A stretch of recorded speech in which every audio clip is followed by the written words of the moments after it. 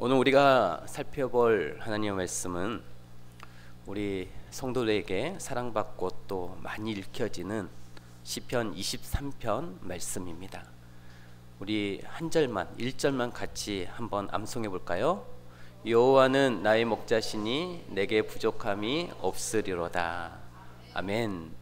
오늘 본문 말씀인 이 시편 23편을 보면 우리 인간을 한 동물에 비유하고 있습니다. 인간을 양하고 비유하고 있고 또 주님을 목자로 비유하고 있습니다. 그렇다면 성경은 왜 우리 인간을 많은 동물들 중에서 양으로 비유했느냐? 이게 중요한 내용이죠. 왜 인간을 양으로 비유하느냐? 여러분, 인간과 양의 공통적인 특징이 많이 있기 때문에 그렇습니다. 인간이 양과 너무나 흡사한 공통적인 특징이 많이 있기 때문에 성경은 인간을 양으로 비유합니다. 그래, 그 공통적인 특징을 우리가 한 가지씩 살펴보도록 하겠습니다. 첫 번째 공통적인 특징은 연약함입니다. 동물들 중에서 정말 연약해서 두려움이 많고 그래서 누군가의 보호가 꼭 필요한 동물이 양입니다. 한번 생각해 보시기 바랍니다. 지구상에 있는 모든 동물들은 자신을 보호하기 위한 어떤 자구책들을 다 가지고 있습니다. 날카로운 뿔을 가지고 있다든지, 날카로운 이빨이나 발톱을 가지고 있다든지, 아니면 독을 가지고 있다든지, 아니면 새처럼 하늘을 날 수 있다든지, 아니면 빠르게 달릴 수 있다든지, 아니면 뱀이나 카멜론처럼 보호색으로 주변 환경에서 자신을 보호할 수 있고 감출 수 있다든지, 아니면 거북이처럼 몸을 숨길 수 있는 두껍고 딱딱한 껍질을 가지고 있다든지, 아무튼 이런 각자 자기들만의 자구책들이 있는 게 세상의 동물들입니다. 그러나 이 양이라고 하는 이 동물은 특별한 자구책이 없는 동물이에요. 하나도 가지고 있지 않습니다. 뿔이 있는 것도 아니고 날카로운 이빨이나 발톱이 있는 것도 아니고 그렇다고 해서 빨리 달릴 수 있는 것도 아닙니다. 진짜 양은 아무것도 없어요. 자기를 보호할 수 있는 보호장치가 없습니다. 그래서 모든 맹수들이 좋아하는 정말 연약하고도 두려움이 많은 동물이 이 양인 것이죠. 중요한 것은 사람도 이런 연약한 양과 같이 자구책이 없는, 그래서 두려움이 많은 연약한 존재라는 것입니다. 그래서 야생이 될 수 없습니다. 반드시 울타리라고 하는 보호막이 있어야 살 수 있는 동물이 양이고 또 그 인간이라 이렇게 말할 수 있습니다. 사실 우리 인간에게는 동물들과 다르게 뛰어난 지능이 지혜가 있죠. 그 지혜로 오늘날 문명을 눈부시게 발전시켰는데, 문제는 자신이 만든 그 문명의 위협 아래에서 두려워 떨며 사는 것이 우리의 현실이라는 것입니다. 요즘 전쟁이 세계 곳곳에서 일어나고 있습니다. 굉장히 현대식 무기들이 전쟁에 사용되고 있습니다. 국제사회에서 가장 큰 어떤 문제가 되는 이 핵무기, 누가 만들었습니까? 사람이 만들었습니다. 그런데 아이러니하게도 사람은 자신이 만든 무기와 핵무기로 인해서 늘 불안해하고 두려워 떨며 살아가고 있습니다. 자동차 누가 만들었습니까? 자동차 역시 사람이 만들었습니다. 그러나 사람이 만든 그 자동차로 인해서 하루에도 수많은 사람들이 교통사고로 인해서 죽어가고 있습니다. 공장, 인간이 만들었습니다. 그런데 공장에서 나오는 이 매연과 이 폐수로 인해서 우리 인간은 환경의 역습을 받고 있습니다. 자신이 만든 것들로 인해서 결국 두려워하며 사는 것이 연약한 인간의 현 주소라는 것이죠. 여러분, 사람이 똑똑하고 강한 것 같이 보여도 정말 연약한 존재입니다. 어제까지 큰 소리치며 살다가도 오늘 병원에 가서 검사받다가 암이 발견되면 한순간 절망 속에 빠져 두려워하는 게 인간이죠. 그래서 성경은 이 인간을 수많은 동물들 중에서 가장 연약한 이 양으로 비유하고 있는 것입니다. 우리가 작은 가시 하나만 이 손가락에 박혀 있을 때 얼마나 고통스럽고 그 고통을 오랫동안 지속하고 살아가는지 모릅니다. 작은 가시 하나만 박혀도 인간은 그 괴로움 속에서 살아가는 것이죠. 그렇다면 이 양과 같은 우리가 세상의 수많은 두려움으로부터 진정으로 벗어나는 길이 무엇이겠습니까? 그 길이 무엇일까요? 우리가 이런 두려움과 아픔과 고통으로부터 벗어나는 길이 무엇인가? 그것을 다윗은 시편 23편에서 고백하고 있습니다. 1절 말씀에 보시면 여호와는 나의 목자시니 내게 부족함이 없으리로다. 아멘. 이 연약한 양이 언제 가장 안전하냐? 목자를 만날 때입니다. 목자 곁에 있을 때 그때 두려움부터 자신을 보호할 수 있고 가장 안전한 것이죠. 다윗이 그 고백을 하고 있습니다. 목자 곁에 있을 때 자기 자신에게는 자신을 지켜줄 수 있는 이 목자가 다윗이 고백하기를 있다라는 거예요. 그런데 그 목자가 여호와 하나님이시다고 고백하고 있습니다. 그래서 자신은 그 여호와 하나님으로부터 안전하다라는 거예요. 부족함이 없다라는 거예요. 다윗이 자신의 목자라고 밝히는 이 여호와 하나님, 신앙생활을 하신 분들은 교회에서 자주 듣는 하나님의 이름 중 하나가 이 여호와라고 하는 이름입니다. 그런데 막상 이 여호와의 뜻이 무엇입니까? 라고 물어보면 대답을 잘 못하는 성도들이 많이 있습니다. 여러분, 여호와의 뜻이 무엇입니까? 여호와의 뜻이 무엇입니까? 우리 성경을 공부를 하신 분들, 여호와의 뜻이 무엇입니까? 스스로 있는 자. 네, 공부 헛것 안 한 것 같습니다. 네, 스스로 있는 자라는 뜻입니다. 또는 전능자라고 하는 뜻을 가지고 있습니다. 스스로 있는 자, 세상에 있는 모든 것들은 스스로 있을 수 없어요. 예를 들어서 나무 하나만 생각해 보더라도 나무는 스스로 있을 수 없습니다. 햇볕에 도움이 있어야 되고 비와 바람의 도움이 있어야 되고 토양, 흙의 도움이 있어야 됩니다. 사람도 마찬가지죠. 부모의 도움 없이 스스로 혼자 태어날 수도 없고, 또 태어났다 하더라도 부모의 보살핌 없이 혼자 건강하게 성장할 수 있는 사람은 세상에 한 사람도 없습니다. 세상에 존재하는 모든 것들은 다 스스로 있을 수 없어요. 다 누군가의 도움을 받아야 합니다.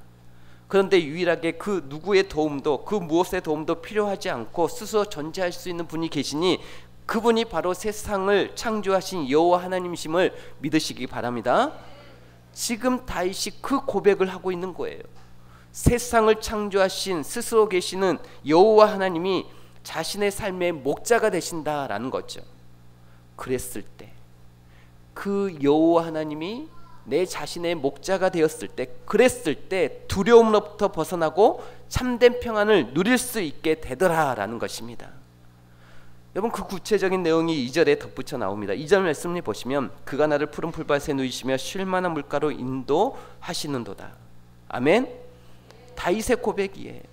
여호와 하나님이 나의 목자가 되시는데 그분이 나를 푸른 풀밭에 누이시며, 여러분, 우리는 이 말씀을 읽으면서 그가 나를 푸른 풀밭에 누이신다는 이 표현을 주목해서 볼 필요가 있습니다. 왜냐하면 양과 같이 두려움이 많은 초식 동물의 세계에서는 누워서 쉰다라고 하는 것이 쉽지 않기 때문입니다. 인간도 마찬가지죠. 두려움에 사로잡혀 있으면 안절부절 못합니다. 잠을 제대로 잘 수가 없어요. 늘 불안합니다. 여러분, 이 양, TV에서 동물의 왕국 보신 적 있으시죠? 거기에 보면 이 동물들이 사냥하는 모습만 나오는 것이 아닙니다. 가끔 동물들이 쉬거나 자는 모습도 종종 나오죠.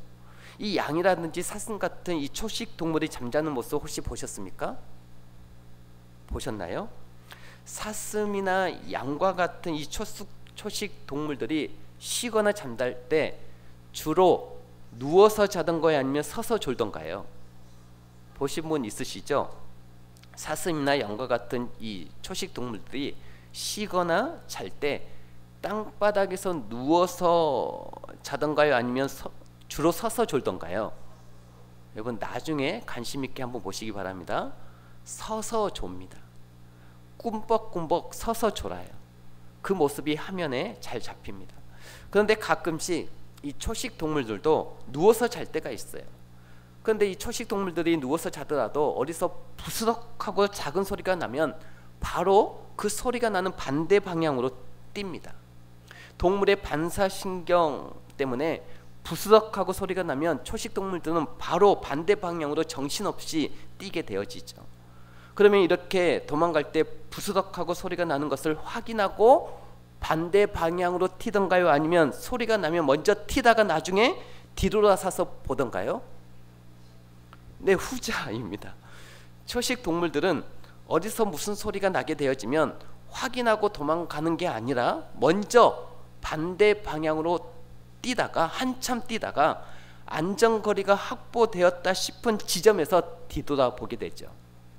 그게 초식 동물들의 아픔입니다. 이게 연약함이에요. 사자나 이 호랑이 같은 맹수들은 쉴 때 퍼질러서 누워서 잡니다. 그러나 이 초식 동물들은 편히 누워서 쉬지를 못해요. 그런데 그런 연약한 초식 동물인 이 양도 편하게 누워서 쉴 때가 있으니 그때가 언제일까요? 네, 목자의 보호를 받을 때입니다. 목자의 보호를 받아서 자신이 안전하다고 느껴졌을 때 초식 동물인 이 양도 그때는 비로소 푸른 풀밭에 누워서 쉴 수 있는 거예요. 다윗이 지금 그 고백을 하고 있는 것입니다. 자신의 삶 속에 많은 문제와 그런 위기들이 있었지만 제가 시간 관계상 다윗의 삶 속에 어떤 수많은 문제와 위기가 있었는지 구체적으로 다 말씀을 드리지는 않을 거예요. 그러나 우리가 성경을 아신 분들은 대충 아실 거예요. 사울 왕에게 너무 오랜 시간 쫓겨다녔던 사람이 다윗이고 심지어 자신의 아들인 압살롬에게 쫓겨다녔던 그 사람이 바로 다윗입니다. 그 누구보다도 많이 쫓김을 다녔고 가슴 졸이는 생활을 했고 수많은 문제들이 있었음에도 불구하고 자신의 삶 가운데서 누워서 쉬는 평안함과 쉼이 있었다라는 거예요. 이유가 무엇입니까? 자신의 목자가 여호와 하나님이었기 때문에. 여러분, 다윗이 문제가 없어서 자신의 삶 가운데 편안과 쉼이 있었다고 말하는 것이 아니라 남들보다 문제가 더 있었음에도 불구하고 내 삶에는 두려움을 물리치고 평안히 쉴 수 있는 쉼이 있었으니 그것은 여호와 하나님이 나를 지켜주시고 그분이 내 삶의 목자였기 때문에 내 삶에는 평안함이 있습니다. 쉼이 있습니다. 두려움을 물리칠 수 있었습니다 라고 고백하고 있는 것입니다. 우리 사랑하는 성도 여러분, 늘 보호와 도움이 필요한 연약한 양과 같은 우리의 인생들을 완벽하게 도우실 수 있는 이 목자가 계시니 그분이 바로 하나님의 아들이신 예수 그리스도이심을 믿으시기 바랍니다. 예수님께서는 요한복음 10장 11절에서 이렇게 말씀하셨어요. 나는 선한 목자라. 선한 목자는 양들을 위하여 목숨을 버리거니와. 이렇게 말씀하셨어요. 예수님은 우리에게 자신을 소개할 때 뭐라고 소개했냐면 내가 선한 목자라는 거예요. 나는 양들의 안전을 위해서 목숨을 버리러 온, 양들의 생명을 위해서 목숨을 버리러 온 선한 목자라고 소개하고 있습니다. 예수님이 이 땅에 오셔서 제일 많이 하셨던 말씀이 무엇일까요? 여러분, 예수님께서 이 땅에 오셔서 제일 많이 하셨던 말씀, 예수님의 행적과 말씀이 기록되어 있는 마태, 마가, 누가, 요한 사복음서에 보면 예수님이 이 땅에 오셔서 제일 많이 하셨던 말씀은 전도하라, 사랑하라 아닙니다. 그보다 더 많이 말씀하신 예수님의 말씀이 뭐냐면 두려워 말라, 염려하지 말라예요. 예수님이 우리 인간을 향해서 두려워하지 말라, 염려하지 말라는 말씀을 제일 많이 했다라고 하는 것은 결국 우리는 너무나도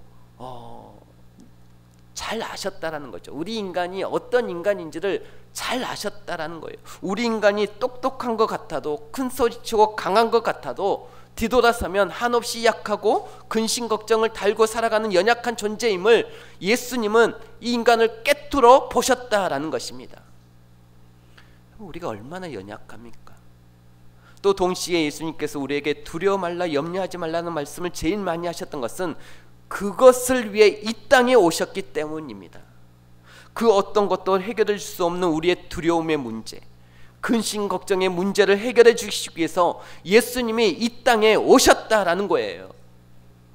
제가 그동안 인생을 살고 신앙생활을 하면서 경험을 통해 확실하게 깨달은 몇 가지가 있으니 그 중 하나가 뭐냐면 사실은 문제가 우리를 두렵게 하지 않습니다. 이 말을 잘 이해하셨으면 좋겠어요. 진짜 문제는 문제가 있는 게 문제가 아니라라는 거예요. 여러분, 세상에 문제 없는 사람이 어디 있습니까? 저는 목사이다 보니까 수많은 성도들의 가정을 보고 수많은 성도들의 기도 제목을 듣습니다. 공통점이 뭔지 아십니까? 종류는 다르지만 다 문제가 있다라는 거예요. 저 강남에 사는, 타우팰리스에서 사는 사람들도 문제가 있고 아픔이 있고 고통이 있더라라는 것입니다. 문제가 없는 가정, 문제 없는 인생은 없다라는 겁니다. 그러면 그 수많은 문제들 안에서 누가 두려움으로부터 자유하고 마음속에 평안을 누리느냐? 문제가 없는 사람이 누리는 게 아니에요. 뭐가 문제냐면, 문제가 있는 게 문제가 아니라 과연 그 문제로부터 나를 보호해 줄 목자가 있느냐 없느냐가 문제인 것입니다. 또 내가 목자로 삼고 있는 분이 누구시냐가 문제인 것이죠. 여러분, 세상 사람들, 오늘 많은 사람들이 인생의 수많은 문제들 앞에서 그 문제들을 잠시라도 잊고 쉼을 얻기 위해서 찾는 대표적인 목사가 있으니 뭘까요? 세상 사람들, 술이라고 하는 목자입니다. 그 술도 어떻게 보면 주는 주예요. 술주. 그래서 술 먹는 사람들도 주를 의지한다라고 말해요. 그 주를 가까이 하는 한자가 달라서 그렇지, 응? 오늘날 수많은 사람들이 수많은 문제 앞에서 잠시라도 그 문제를 잊고 나름의 위로를 얻기 위해서 찾는 목자가 술입니다. 그렇게 의지하다가 이제는 술이 삶의 한 몸이 되어버립니다. 습관이 되어버립니다. 교회 안에서 성도들 주로 만나고 상대하면 이 말에 대해서 별로 공감하지 않겠지만, 예수님을 안 믿는 세상 사람들 주위에 보면 거의 대부분이 술을 끼고 삽니다. 맨 정신으로 쉽게 잠자리에 들지 못하니까 술의 힘을 빌려서 잠자리에 들고, 알코올의 힘을 빌려서 겨우 잠자리에 드는 사람들이 우리 주위에 생각보다 많습니다. 그렇게 술을 인생의 목자 삼아서 살면 진짜 평안이 오는가? 술이라는 이 목자가 결국 우리들에게 안겨주는 게 무엇입니까? 여러분, 이 술이 잠깐은 잊고 사니까 그게 안심이 될 수 있겠지만, 술이라고 하는 이게 우리에게 안겨주는 커다란 문제가 무엇입니까? 질병이고 실수입니다. 여러분, 잊지 마십시오. 술은 우리의 두려움이라고 하는 문제, 근심 걱정이라고 하는 이 문제를 근본적으로 해결해 주지 못합니다. 잠시 있게는 해주는데 결정적으로 우리에게 뭘 앗아가느냐? 건강을 앗아가고 실수하게 만드는 것이죠. 그러나 예수님을 인생의 목자로 모시고 그분을 늘 가까이 하면서 살아가면 그 예수님께서는 여러분의 마음 가운데 두려움을 걷어가시고 진정한 평안을 주실 수 있는 분임을 믿으시기 바랍니다. 예수님 잘 믿으면 술 없이도 잘 잘 수가 있습니다. 술 없이도 단잠을 잘 수 있어요. 술 없이도 믿음의 동역자들과 속 깊은 이야기를 나눌 수 있고, 술 없이도 얼마든지 즐겁고 재밌는 시간을 보낼 수 있다는 것입니다. 저는 제가 부교역자 때 가족 수련회, 전에 교회에서 가족 수련회를 간 적이 있었는데, 가족 수련회 어떤 초신자 한 분이 수련회에 따라와서 2박 3일을 같이 보내시더니 마지막 때쯤 사람들에게 이런 말씀을 하시더라고요. 목사님, 저는 처음 알았습니다. 아니, 사람이 술 없이도 이렇게 재밌게 놀 수 있다라고 하는 것을 처음 알았다라는 거예요. 여러분, 세상에서 술을 좀 끼고 살아보신 분은 이 말이 무슨 말인지 알 것입니다. 세상 사람들은 술 없으면 재미가 없는 거예요. 술 없이 어떻게 속 깊은 이야기를 나눕니까? 그런데 예수님을 목자로 모시고 살아가면 이분이 이 수련회 때 성도들 보면서 그걸 느낀 거예요. 이야, 술 없이도 얼마든지 속 깊은 얘기를 나눌 수 있고, 술 없이도 얼마든지 기쁨과 감사함으로 즐겁게 시간을 보낼 수 있구나라고 하는 것을 깨닫게 된 것이죠. 예수님을 목자로 모시고 예수님을 믿으면 우리는 내 모든 두려움과 염려, 근심, 걱정을 기도라고 하는 걸 통해서 예수님께 다 맡길 수 있습니다. 또한 그 예수님께서 우리의 두려움을 빼앗아 가시는 것이죠. 우리를 평안케 하시는 예수님이심을 믿으시기를 바랍니다.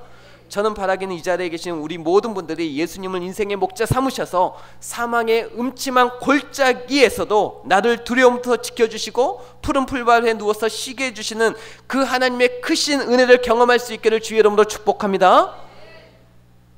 그 예수님을 만나셔야 됩니다. 예수님 안에 사는 삶을 살아가야 하는 거예요. 두 번째로 왜 성경이 인간을 양으로 비유하느냐? 두 번째 공통적인 특징은 더러움입니다.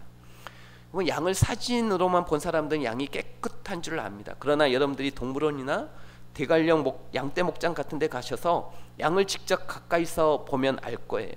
한 2, 3m 앞에만 가도 냄새가 코를 찌릅니다. 동물들 중에서도 자기 몸을 깨끗하게 관리하는 동물이 있는가 하면 고양이나 고슴도치 같은 이런 동물들은 깨끗하죠. 그러나 정말 지저분한 동물이 있는데 이 양은 후자에 속하는 동물이에요. 제가 봤어요. 이스라엘 가서도 양을 봤고 에버랜드에 가서도 대관령 양떼 목장에 가서도 봤는데 다 똑같습니다. 진짜 100m 미인이에요. 한 100m에서만 놓고 보면 양떼가 예쁘다 그러는데 가까이 가서 보게 되어지면 양떼는 이 양들이 냄새는 말할 것도 없고 얼마나 털이 더럽고 지저분한지 모릅니다. 근데 참 놀라운 것은 사람이 그래요. 사람이 멀리 거리를 놓고 보면 다 훌륭한 사람, 괜찮은 사람처럼 보이지만 가까이서 살다 보면 다 냄새나고 다 더럽습니다. 우리 결혼하신 분들은 이 말에 공감하시죠? 연애할 때 적당한 거리를 두고 사귀면 참 이 남자 멋있어 보이고 이 여자 아름다워 보이는데 결혼해서 같이 살다 보면 이 인간의 그 악한 본성이 드러나게 되어 있죠. 다 똑같이 냄새나는 죄인이에요. 그래서 성경에 보면 하나님께서 로마서 3장 10절에 보면 이렇게 말씀하시죠. 의인은 없나니 하나도 없으며. 우리 사람의 기준으로 봤을 때는 좀 훌륭한 사람, 아주 나쁜 사람은 이러지만 의로우신 하나님 기준으로 봤을 때는 다 냄새나고 다 더러운 죄인일 뿐이다, 그 말입니다. 그렇다면 양과 같이 더러운 우리가 깨끗해질 수 있는 방법이 무엇이겠습니까? 역시 목자를 만나는 것입니다. 선한 목자를 만나는 거예요. 나를 깨끗하게 씻어줄 수 있는 이 선한 목자를 만나는 것입니다. 제가 앞서 오늘날 많은 사람들이 술을 자신의 목자 삼아서 살아가는 경우가 많다라고 했었죠. 술을 목자 삼아 살아가면 인생이 더 더러워졌으면 더러워졌지 절대 깨끗해지지 않습니다. 술 마셔보신 분들은 아시잖아요. 술이 여러분의 삶을 깨끗하게 해주던가요? 술은 우리의 인생을 더 추하고 더럽게 만듭니다. 왜냐? 술에 취했을 때 사람은 더 많은 실수를 하고 더 많은 죄를 짓기 때문에 그렇습니다. 그러나 예수님을 우리의 인생의 목자로 모시고 살아가면 살아갈수록 점점 더 깨끗해짐을 믿으시길 바랍니다. 왜냐? 예수님은 사실 죄 때문에 이 세상에 오셨기 때문입니다. 예수님이 이 땅에 오신 것은 우리의 육체의 질병을 고쳐주기 위해서 오신 것이 아니에요. 물론 성경에 예수님께서 질병을 고쳐주시는 장면이 나오지만 예수님이 이 땅에 오신 근본 목적은 질병을 고쳐주시기 위한 게 아니라 우리의 영혼의 질병인 죄 문제를 고쳐주시고 해결해 주시기 위해서 오셨어요. 예수님이 2000년 전에 이 땅에 오신 것은 당시의 경제난을 해결해 주시기 위해서 오신 게 아닙니다. 그 시대에 가난한 사람 참 많았어요. 그런데 예수님은 십자가에 죽으시면서 다 이루셨대요. 만약에 경제 문제를 해결해 주시기 위해 오셨다면 죽으실 때 다 이루셨다는 말씀을 못 하셔야 맞습니다. 가난한 사람 아직도 많은데 뭘 이루세요? 예수님이 다 이루셨다라고 말씀하셨던 이유는 뭐냐? 죄 문제를 해결해 주시기 위해서 오셨기 때문입니다. 저와 여러분들의 죄의 형벌을 십자가에서 죽으심으로 말미암아 우리의 죄값을 다 지불하고 다 이루셨다라는 말이에요. 우리를 죄에서 깨끗하게 하신 것입니다. 예수님 안에 있으면, 예수님을 믿으면 우리를 그 죄에서 깨끗하게 해주시는 그 예수님이심을 믿으시길 바랍니다. 그럼 우리가 이 말을 오해하시면 안 되는데, 우리를 죄에서 깨끗하게 하셨다라고 하는 말은 예수님 믿으면 그때부터는 죄 하나도 안 짓고 산다는 말이 아닙니다. 예수님 때문에 우리가 지난날 지었던 그 모든 더러운 죄를 깨끗하게 씻음받고 용서받았다는 말이지, 예수님 믿으면 그때부터는 무결한 인생을 산다는 말이 아니에요. 또 여러분들이 형식적인 신앙생활이 아니라 예수님을 신앙생활 안에서 정말 제대로 믿으면, 예수님에 대한 믿음의 확신을 가지고 살아가면 점점 죄로부터 멀어지고 점점 더 깨끗해지게 되어 있습니다. 우리가 죄로부터 멀어진다라고 하는 것은 하나님의 형상이 회복되어진다는 얘기거든요. 죄로 멀어진다라고 하는 것은, 우리가 이 스트레스로 인한 질병들이 얼마나 많이 있습니까? 죄로부터 멀어진다라고 하는 것은 하나님의 형상, 하나님의 모습으로 회복되어진다. 하나님께서 회복시켜 준다라고 하는 의미가 있습니다. 그래서 하나님과 동행하고 하나님 안에서 사는 인생을 살다 보면 하나님께서는 우리의 그 아픔, 고통으로부터, 질병으로부터 또한 회복시켜 주시는 하나님을 믿으시길 바랍니다. 우리가 이 죄로부터 멀어진다라고 하는 것을 보통 성경에서는 거룩이라고 하는 표현을 쓰시죠. 점점 더 거룩해진다라는 거예요. 예수님을 잘 믿는다라고 다 부자 되는 것 아닙니다. 예수님 잘 믿는다라고 다 병고침 받는 것도 아닙니다. 그러나 한 가지 확실한 것이 있으니 예수님을 잘 믿으면 이건 100% 확실합니다. 어떤 거냐면 죄로부터 점점 멀어지면서 깨끗해짐을 믿으시길 바랍니다. 예수님 잘 믿으면 틀림없어요. 누구나 할 것 없이 점점 죄로부터 멀어지면서 깨끗해집니다. 죄로부터 멀어지면 두려운 마음의 고통으로부터 멀어지는 것입니다. 그래서 여러분 잊지 마십시오. 더러운 양과 같은 우리가 깨끗해질 수 있는 이 유일한 길은 우리의 죄를 깨끗하게 해 주실 수 있는 선한 목자 되신 예수님을 만나는 것임을 믿으시길 바랍니다. 요한일서 1장 7절 말씀에 보면 이렇게 나와 있습니다. 그가 빛 가운데 계신 것 같이 우리도 빛 가운데 행하면 우리가 서로 사귐이 있고 그 아들 예수님의 피가 우리를 모든 죄에서 깨끗하게 하실 것이요. 성경은 분명히 말합니다. 양과 같이 더러운 우리가 깨끗해질 수 있는 유일한 길은 예수님의 피밖에 없다라고 성경은 분명히 말하고 있어요. 바라기는 오늘 이 시간 예수님의 이 놀라운 은혜를 여러분들이 그대로 믿고 받아들이셔서 그 예수님과 동행하시고 그분을 목자 삼으심으로 말미암아 우리의 영혼이 깨끗해지고 오늘 시편 23편의 표현대로 하자면 우리의 영혼이 죄악 가운데서 소생되어지는 은혜의 역사를 경험할 수 있게 될 주의 이름으로 축복합니다. 마지막으로 양과 사람의 공통적인 특징이 뭐냐면 방향 감각이 없다는 것입니다. 양은 방향 감각이 없는 대표적인 동물이에요. 예를 들어서 말이라든지 또 개라든지 고양이는 동네에 풀어놔도 집을 잘 찾아옵니다. 방향 감각이 기본이 있는 거죠. 그런데 양은 동네에 풀어놓으면 스스로는 절대 집에 못 찾아와요. 방향 감각이 없습니다. 그래서 이 양 앞에는 수식어가 붙는데 길 잃은 양이라고 하는 수식어가 항상 붙습니다. 길 찾는 양 이런 말은 없습니다. 항상 양 앞에는 길 잃은 양이에요. 왜냐? 양은 정말 방향 감각이 없는 대표적인 동물이기 때문에 그렇습니다. 그렇게 양은 혼자 놔두면 반드시 길을 잃고 헤매다가 결국은 맹수의 밥이 되고 마는 거예요. 그런데 성경은 이렇게 말합니다. 이사야서 53장 6절 말씀에 보면 53장 6절 말씀에 보니까 이런 말씀이 있어요. 우리는 다 양 같아서 그릇 행하여 각기 제 길로 갔거늘 이렇게 말합니다. 우리 인간이 다 양과 같대요. 그런데 그 뒤에 설명이 참 의미심장합니다. 우리는 다 양과 같아서 그릇 행하여 각기 제 길로 갔거늘. 무슨 말이냐? 방향, 바른 방향을 찾지 못하고 결국은 다 죄악의 방향으로, 파멸의 방향으로, 이 고생의 방향으로 가더라라는 거예요. 인간이 양과 같습니다. 제 갓길로 갔거늘. 방향 감각이 없이 바른 길을 찾지 못하더라라는 것입니다. 소중한 것을 먼저 하라라고 하는 이것을 쓴 스티븐 코비가 그런 말을 했죠. 인생에 있어서 정말 중요한 것은 시계가 아니라 나침판이다. 인생에 있어서 정말 중요한 것은 시계가 아니라 나침판이라고 하는 말을 더 풀어서 말하자면 인생에 있어서는 속도보다 방향이 중요하다라는 것입니다. 세상 사람들은 굉장히 세상을 바쁘게 살아가지만 내가 어디로 가는지 궁극적으로 무엇을 위해서 사는지를 잘 모른다라는 거예요. 여러분, 목적 없는 인생을 산다라는 것이죠. 그냥 주어진 하루의 시간을 보내고 그냥 맡겨진 일을 하면서 그냥 살아갑니다. 여기에 우리 인간의 연약함과 비참함이 있습니다. 연세가 한 60대 이상 되신 분들은 이 가수의 이름만 대면 잘 알 거예요. 지금은 고인이 된 최희준 씨라고 하는 가수가 있었습니다.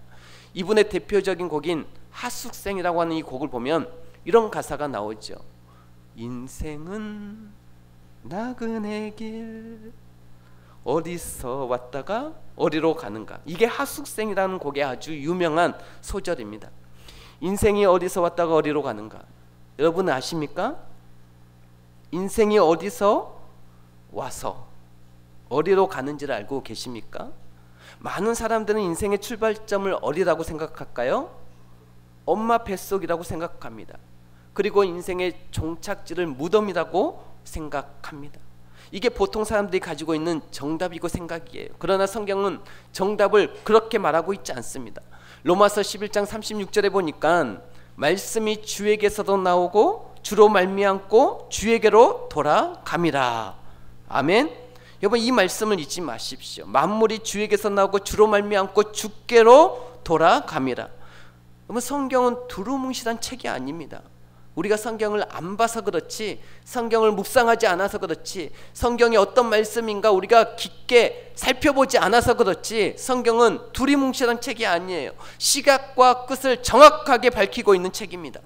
세상은 하나님부터 창조되었고 결국 우리의 인생도 흙으로 만들어진 이 육체는 흙으로 돌아가고 하나님부터 나온 이 영혼은 하나님 앞으로 가게 된다라는 것을 말씀하고 있습니다. 죽으면 끝이 아니에요. 죽으면 우리의 영혼이 육체의 옷을 벗는 것이지 영혼도 소멸되고 사라지는 게 아니에요. 우리의 영혼은 하나님 앞으로 간다라고 성경은 분명히 말씀하고 있습니다. 히브리서 9장 27절 말씀해 보니까 한 번 죽는 것은 사람에게 정해진 것이요 그 후에는 심판이 있으리니, 죽음 이후에 심판이 있다는 말이 바로 하나님의 심판대 앞에 우리 어느 누구나 예외 없이 서게 된다라는 것입니다. 그리고 그 심판의 결과에 따라서 천국과 지옥으로 나누게 되는 것입니다. 우리의 영혼이 하나님 앞으로 간다라는 말이에요. 중요한 것은 양과 같은 저와 여러분은 방향 감각이 없는 저와 여러분은 스스로 천국을 찾아갈 능력이 없다라는 말입니다. 왜냐하면 저와 여러분의 본능은 이미 죄악으로 물들여서 우리들의 본능은 항상 죄악적으로 향하기 때문인 것입니다. 그래서 사람은 지옥 가기 위해서는 특별한 노력이 필요 없습니다. 그냥 본능대로 살면 지옥 가는 거예요. 그냥 내가 하고 싶은 대로 살아가면 지옥 가는 겁니다. 특별하게 노력할 필요가 없어요. 그냥 내 본능대로, 이걸 더 쉽게 말하자면 말씀대로가 아닌 내 마음 내키는 대로 살아가면 그 길이 죄악의 길이고 파멸의 길이고 결국 그 끝에 종착지가 지옥이 나온다라는 것입니다. 그래서 우리에게 선한 목자가 필요해요. 우리를 의의 길로 인도해 줄, 바른 길로 인도해 줄, 오늘 본문 말씀에 나오잖아요. 3절에 보시면 내 영혼을 소생시키시고 자기 이름을 위하여 의의 길로 인도하시는도다. 늘 바른 길로 인도해서 결국은 하나님 아버지의 집인 천국으로 인도하시는 선한 목자가 예수님이라는 거예요. 여러분, 성경을 한번 읽어보세요. 성경을 이렇게 덮어놓고 읽지 않고 하나님을 안 믿거나 하나님이 없다라고 말씀하시지 마시고, 그리고 기독교를 비판하지 마시고 한번 제대로 읽어보십시오. 왜 이게 세계 베스트셀러인지. 성경 내용을 보면 처음부터 끝까지 죄를 멀리하라는 내용이에요.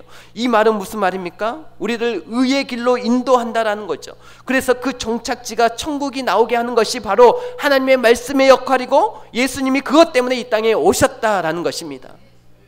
예수님께서는 요한복음 14장 6절 말씀에 이렇게 말씀하십니다. 예수께서 이르시되 내가 곧 길이요 진리요 생명이니 나로 말미암지 않고는 아버지께로 올 자가 없느니라. 예수님이라고 하는 이 선한 목자를 만나지 않고서는 어느 누구도 하나님 아버지께로 갈 수 없다라는 말입니다. 우리의 인생 길지 않습니다. 인생의 끝은 한순간 예고 없이 찾아와요. 제가 부목사로 사역했던 일산 장로교회 30대 중반의 부목사로 갔는데 1년 반 정도 지났을 때 저희 교회 담임 목사님이 갑자기 1월 2일 테니스 치시다가 심장마비로 돌아가셨습니다. 당시 나이 56세이십니다. 그리고 재작년에는 저희 노회에 변은식 목사님이 계십니다. 돌아가시기 한 달 전까지만 해도 노회 축구대회 대표로 경기에 나갔던 분이세요.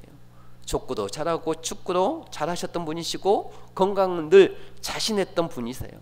근데 이분이 갑자기 심근경색이 와서 동네 병원인 이 메디인 병원에서 시술을 받다가 심정지 상태가 나타나서 명지병원으로 이송하여 스탠드 삽입술이라고 하는 시술을 하였습니다. 심정지가 왔기 때문에 시술을 통해서 5일 안에 심장에서 피가 돌아야 하는데 그게 되지 않아서 소천하셨습니다. 당시 나이 57세. 여러분, 우리의 인생은 한순간이에요. 죽음이 멀다라고 착각하지 마십시오. 어느 한순간에 찾아올 수 있는 게 죽음입니다. 오늘 죽음이 내 삶 가운데 찾아오면 여러분 천국 갈 준비가 되셨습니까? 여러분을 천국으로 인도하실 수 있는 이 유일한 선한 목자 되신 그 예수님, 그분을 만나셨습니까? 예수님을 잘 믿으면, 예수님을 우리가 긴가민가 믿는 게 아니라 대충 믿는 게 아니라 예수님을 잘 믿으면 오늘 당장 죽음이 찾아오더라도 두려움 없이 우리는 천국 갈 수 있음을 믿으시길 바랍니다. 시편 23편 말씀을 보면 시작과 끝이 굉장히 의미심장하게 끝납니다. 1절 시작이 무엇입니까? 여호와는 나의 목자시니, 이렇게 시작이 됩니다. 분명히 시작이 여호와가 나의 목자가 되주셔서 그 선한 목자 되신 여호와께서 나를 인도하시는데, 마지막으로 데려가는 족착지가 어디냐면 6절 끝절에 나와 있습니다. 6절 말씀 보시고 말씀을 마치도록 하겠습니다. 6절, 내 평생의 선하심과 인자하심이 반드시 나를 따르리니 내가 여호와의 집에 영원히 살리로다. 아멘. 여러분, 이 시작과 끝이 참 우리들에게 큰 메시지를 던지지 않습니까? 다윗의 고백이 이거예요. 내가 여호와 하나님이라고 하는 이 선한 목자를 만나서 그 여호와 하나님이 내 삶을 지금까지 쭉 인도해 주셨는데, 그분이 나를 마지막으로 인도하실 곳은 하나님 아버지의 집이라는 것입니다. 그곳이 어디입니까? 천국입니다. 여러분, 잊지 마십시오. 여러분들이 여러분 마음대로 본능대로 살아가면 여러분들이 마지막으로 갈 곳은 파멸과 지옥뿐입니다. 그러나 여러분들이 선한 목자 되신 예수님을 믿고 그 예수님의 인도대로 살아가면 사는 날 동안에도 우리가 두려움으로부터 자유할 수 있고 그 어떤 문제 앞에서도 평안을 잃지 않을 수 있으며, 점점 내 삶이 깨끗해진 방향으로 가다가 마지막에는 천국에 다다를 수 있음을 믿으시기를 바랍니다. 그래서 저는 바라기는 오늘 이 말씀을 여러분들이 마음속에 새기고 정말 꼭 새기시고 그 선한 목자 되신 예수님을 더욱더 붙잡고 그분을 의지하고 그분과 동행하는 삶을 통하여서 오늘 다윗의 고백이 여러분의 고백이 될 수 있기를 주의 이름으로 축복합니다. 그래서 예배에 빠지지 않으셔야 돼요. 여러분, 우리가 한 주 빠지고 2주만 빠져도요, 교회 가기 싫게 되어집니다. 사람의 마음이 그래요. 그래서 우리는 어떻게 해서든지 특별히 주일에는 우리가 주일 예배를 드리고자 하는 이 마음이 우리 안에 굳건하게 있어지기를 바랍니다. 그래서 그 선한 목자 대신, 여러분, 우리가 주일을 지키는 게 아니에요. 주일이 우리를 지켜주시는 겁니다. 우리가 주일을 지키잖아요. 그 주일이 우리의 한 주를 지켜주시는 것입니다. 그래서 주일을 빠지시면 안 돼요. 하나님의 보호하심, 두려움부터의 자유와 참된 기쁨, 우리에게 앞으로 살아가야 할 이 소망이 주일을 통하여서 하나님이 함께하여 주시는 그 은혜가 우리가 주일마다 늘 새롭게 하나님이 주시는 은혜와 복을 누리는 우리 모든 성도님들 다 되시기를 다시 한번 주의 이름으로 축복합니다.